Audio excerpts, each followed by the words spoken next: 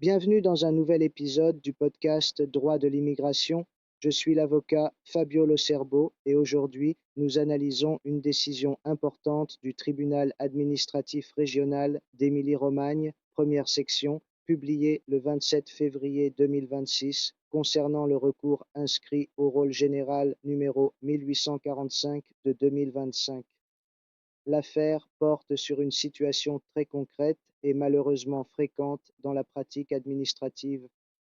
Un ressortissant étranger entre régulièrement en Italie avec un visa pour travail saisonnier, obtient l'autorisation de travail, signe son contrat, dépose la demande de titre de séjour saisonnier et effectue les relevés d'empreintes.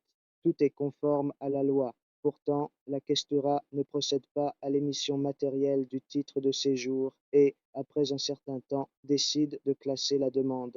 La motivation avancée par l'administration est la suivante: en raison du délai restreint entre l'instruction du dossier et la conclusion de la procédure administrative, il n'aurait pas été possible de procéder à l'impression du titre de séjour. Le tribunal a rejeté cette justification de manière claire. Il a estimé qu'un tel motif est totalement insuffisant pour justifier le classement de la demande, puisqu'il résulte d'un défaut de traitement rapide de la procédure administrative, défaut qui ne peut pas produire d'effet défavorable à l'égard du demandeur. Le principe est essentiel: lorsque le retard est imputable à l'administration, l'étranger ne peut pas en subir les conséquences juridiques. Mais il y a un autre aspect fondamental: l'absence de délivrance matérielle du titre de séjour saisonnier a un impact direct sur la possibilité de demander sa conversion en titre de séjour pour travail salarié ordinaire. Sans le titre matériel, le travailleur se trouve dans une situation d'incertitude juridique. Cette incertitude peut raisonnablement influencer la présentation, dans les délais, d'une demande de prorogation ou de conversion.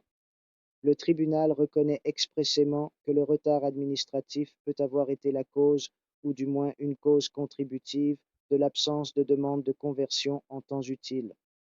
La décision précise toutefois un point important: la conversion ne peut pas être examinée d'office par la questura. C'est au travailleur de présenter une demande spécifique conformément à l'article 24, paragraphe 10 du décret législatif numéro 286 de 1998. Mais cette étape intervient après. En premier lieu, l'administration doit délivrer le titre de séjour saisonnier régulièrement demandé.